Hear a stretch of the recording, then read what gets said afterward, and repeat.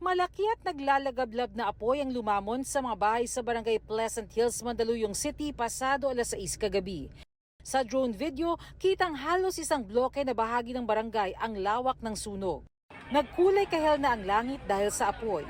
Mula sa first alarm noong 6:38 ng gabi, agad itong inakyat sa ikalimang alarma pasado alas 7 ng gabi dahil sa bilis ng pagkalat ng apoy.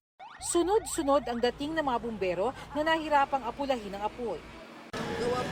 Light materials and sa sobrang dikit-dikit niyan kaya mabilis lumaki, mabilis kumalat. Dagdag pahirap pa raw ang mahina umanong tubig sa hydrant na malapit sa lugar. Kaya ang mga residente tumulong na rin para magigib ng tubig para sa fire truck. Kailangan magtulungan lahat.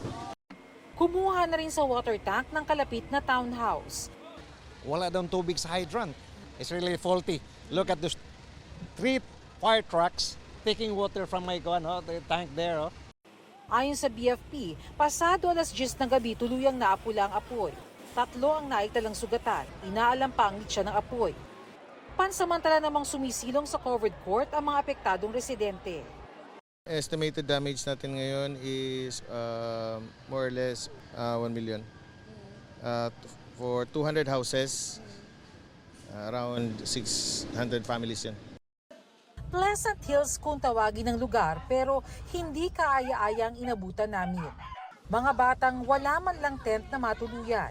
Mga nangangalakal sa mga inabong bahay. Mga pamilyang hindi malaman kung paano ipagdiriwang ang Pasko na may ligaya tulad ni Lolo Cesar. Hindi raw niya malaman kung paano maipapaliwanag sa mga apo ang kanilang sinapit. Naawa kasi ako, hindi lang sa akin, pati sa mga kapitbahay namin. Magpapasko. Ang hirap ito. Taste-taste muna tayo ngayon. Kasi, wala eh. Di ba? Hindi katulad ng Pasko noon, yung Pasko ngayon. Kaiba ngayon. Ang hirap talaga. Ang magkaibigang sina Kevin at Angelo, pilit naghahanap ng matanso at ano pang mapapakinabangan mula sa tinupok ng apoy. Naghanap po kami ng mga tanso.